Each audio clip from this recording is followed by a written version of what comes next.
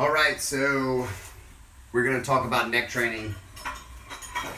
So one of the most important things that grapplers can do is train their neck, okay? Because we're always being tugged on.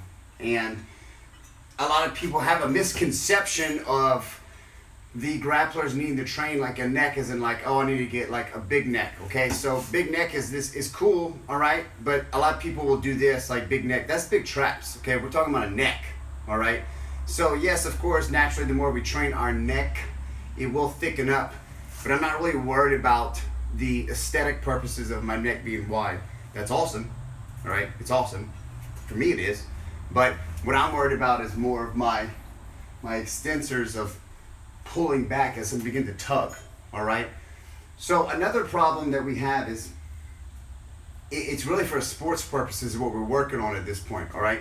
And when you want big traps or a big neck, it's gonna roll all the way down. Remember that these muscles, trap 1, 2, and 3, are all linked, okay? They're not separate muscles, but they all work together. So I'm gonna show you something that you don't need a lot of weight, all right? And if you suffer from a lot of headaches, it's probably because your traps are weak, all right? Not these big things up here.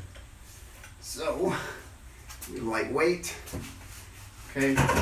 Now what I wanna do is, I don't wanna shrug my shoulders. I'm actually gonna use this chair, that's why. So I can pull my shoulder blades back and decompress them. I can hold on right here. You can also lace your fingers together like this. I do them like that a lot.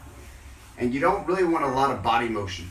All right, so I'm really just gonna simply tuck my chin and bring it back up. Tuck my chin and bring it back up.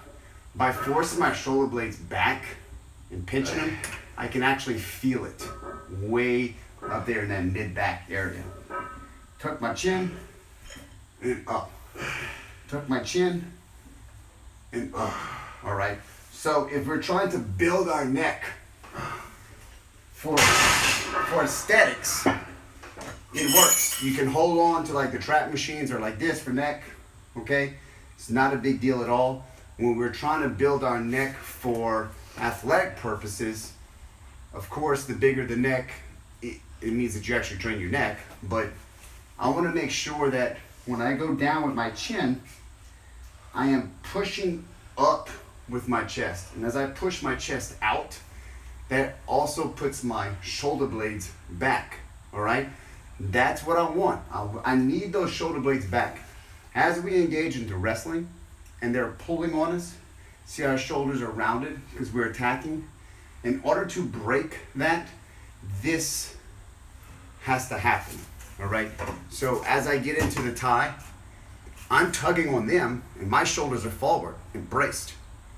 But if I'm stuck, I now have to release, and by releasing, I've got to open my chest back up in order to pull my neck up. This is why when you see people try to pull their head back and they can't, they're stuck like this, and they're trying to pull up because those shoulders are still forward, all right? So just a simple way to train your neck. You're gonna build your neck just as efficient, just either way as far as size-wise, if that's your goal, but as far as athletic purposes, I would really focus on pulling the shoulder blades back.